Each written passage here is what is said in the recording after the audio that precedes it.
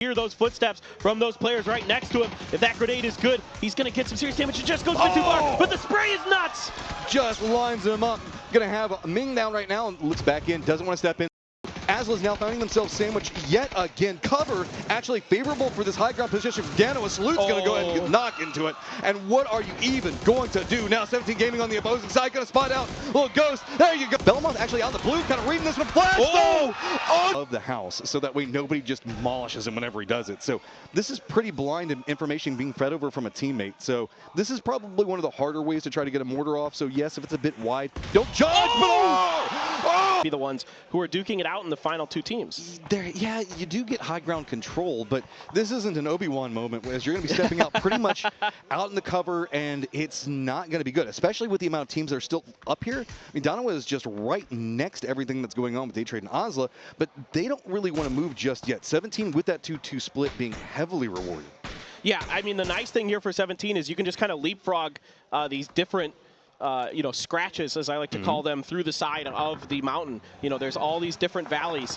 There's like 3 or 4 left in this circle, and that is a really nice situation for 17. They can just keep leapfrogging. They've been playing this really, really well. Donowa starting to do some more damage, finding a knock here. Hikari going to be rezzed, I believe, but Adder has to be on point. He's got to hit some pretty nasty sprays if Donowa tries to push that way, but I don't think they will. I think Donowa's going to try to sled downhill and kick QM out. And we do have to point out, Azla's presently in first place. And this is a squad that I would say is kind of one of the underdogs in comparison to a lot of the more known names. Yes. They are doing a good job on carving this out and surviving, because let's be real, they have just teams all around them that want to demolish them. So being able to stay alive in this position, stay fortified, keep the harassment up is so big. Anonix, though, big in and of himself, is going to spot out Dante. And here it come the nades. Looks like it was tossed down the hillside right. Azla going to roll. Oh, just a bit too far. Really nice throw there from Anonix. If he cooked it just another half-second longer, he would have done a ton of damage to QM. Adder trying to punish here. Azla, a team that if they had put this team together in 2019, I would have told you this is one of the best teams in the world at the time. You know, the former T1 and Detonation Gaming boys.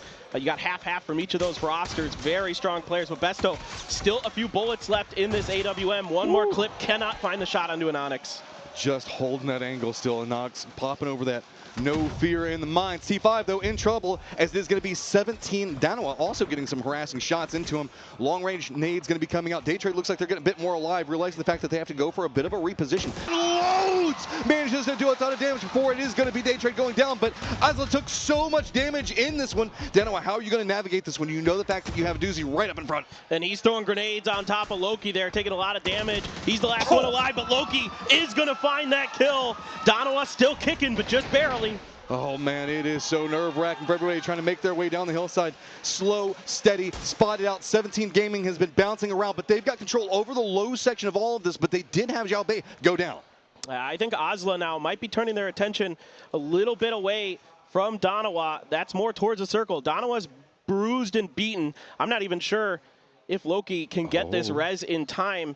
And Azla might want to try to weaken up 17. There's already Xiao Bei down. So if you could find another knock on a 17 here, Azla could absolutely claim this game. This is so detrimental, though, with this res coming out right back behind them. I mean, Azla's going to find themselves suddenly just surrounded if they're not careful. Akkad now having to contend in, but it's going to be Loki yet again getting the knock onto Wicked. And what are you going to do? Azla's now finding themselves sandwiched yet again. Cover actually favorable for this high ground position. Dano Salute's going to go ahead and get knocked into it. And what are you even going to do? Now 17 Gaming on the opposing side, going to spot out little Ghost. There you go. Azla's now going to be gone. 17's got control of the circle. Dano, what can you do? This is near impossible now for Donowa. Salute's going to think about the res. Nope, he's just grabbing util and guns from Loki. Loki knows he's donezo. He's got to give the young gun a chance. Some decent damage done to Lil Ghost. He's going to see at least maybe Suju here in a second. Suju thinking about the grenade. With the way that this is lined up, Danoa Salute does have technically the lineup for a couple of 1v1s, provided he can win it, but the blue zone's already right up on top of him. There's nowhere to go. He's just going to feed it over, and